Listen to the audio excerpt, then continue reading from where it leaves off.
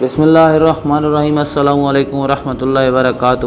Short سا picture کو دیکھنے والے پیارے بھائیوں، بزرگوں اور دوستوں اور پیاری بہنوں، اللہ سے امید ہے کہ آپ سب خیر و عافیت سے ہوں گے، ایمان و یقین کی سلامتی کے ساتھ ہوں گے۔ اللہ ہم سب کو جنت میں اکٹھا کرے، مرنے سے پہلے ہمیں مرنے کی تیاری کرنے کی توفیق عطا فرمائے، تاکہ قیامت کے دن جب ہم اللہ اور اس کے رسول صلی اللہ علیہ وسلم کے سامنے ہوں، اللہ رب العزت ہمیں دیکھ کر خوش ہوں اور ہم اللہ اور اس کے رسول صلی اللہ علیہ وسلم کو دیکھ کر خوش ہوں، اور اللہ رب العزت بغیر حساب کتاب کے ہمیں جنت الفردوس میں داخل فرما دیں۔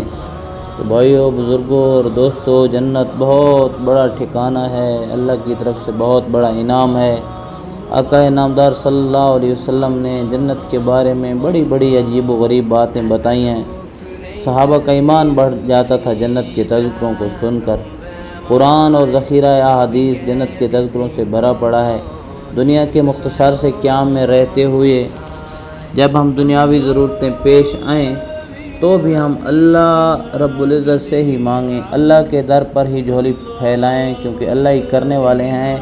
ایک شخص آقا نامدار صلی اللہ علیہ وسلم کی خدمت میں حاضر ہوا۔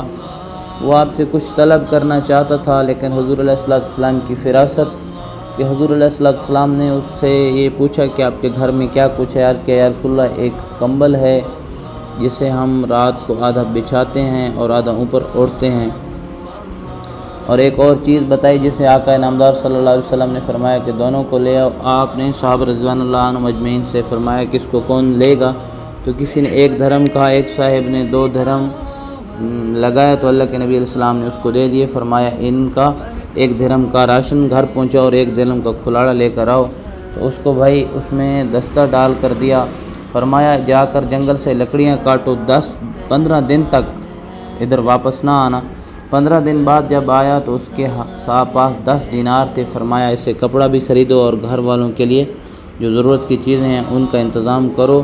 اور پھر ایک بڑی عجیب بات بتائی کہ فرمایا جب بھی گھر میں داخل ہو تو میری ذات پر جو ہے درود پاک پڑھو، سورۃ اخلاص پڑھو، درود پاک پڑھو اور گھر والوں کو السلام علیکم کہو۔ بہت زبردست عمل ہے۔ ہم سب کو چاہیے کہ جب بھی ہم اپنے گھروں میں داخل ہوں تو سورۃ اخلاص پڑھیں، قل هو اللہ احد، آقا نامدار صلی اللہ علیہ وسلم کی ذات اقدس پر درود ابراہیمی جو ہے وہ پڑھیں، اور السلام علیکم ورحمۃ اللہ وبرکاتہ کہیں۔ اس سے شیاطین بھاگ جاتے ہیں اور گھروں میں رزق کی وہ برکتیں آتی ہیں، رزق کے وہ دروازے کھلتے ہیں کہ انسان حیران رہ جاتا ہے، سنبھالنے کے لیے جگہ نہیں ملتی۔